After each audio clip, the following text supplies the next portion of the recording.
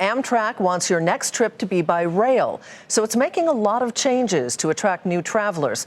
But there's one big challenge. Seema Mody is in Newcastle, Delaware tonight.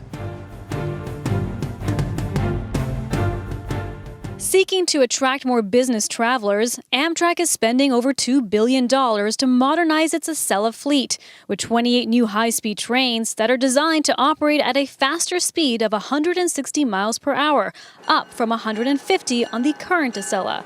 The next-generation trains are being built by French manufacturer Alstom, but are being manufactured in facilities in upstate New York, in total creating more than 1,300 jobs.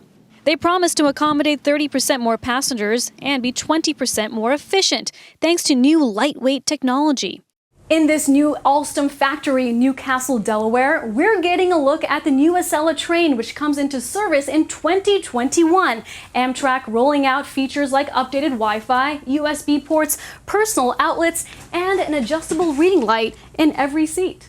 Amtrak says the goal is to make trains more competitive with planes, cars, and other forms of public transit, while also addressing safety concerns following several fatal accidents over the past 5 years. 75% of travelers between air and rail are choosing Amtrak.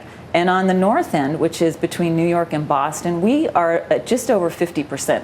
We see a lot of opportunity for growth on the north end. There's an awful lot of business that is growing in the Boston area. Amtrak is betting the new upgrades will pay off. The Northeastern Corridor runs from Boston to Washington and currently carries roughly 12 million passengers a year.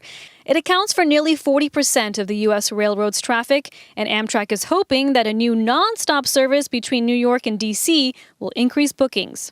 But experts say the future of American high-speed rail will be challenged by the aging infrastructure. Amtrak executives have been urging the White House and lawmakers to allocate more federal funds towards railroads, bridges, and tunnels.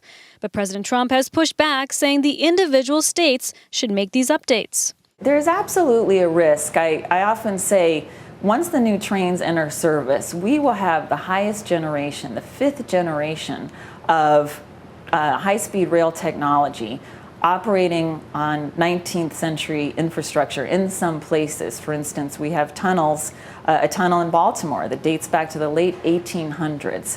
And it's safe, it's operable, but we have to operate at very slow speeds. And with no timeline on a U.S. infrastructure bill, experts say lawmakers need to find a solution to ensure customers remain safe and these new trains can operate smoothly. For Nightly Business Report, Seema Mody, Newcastle, Delaware.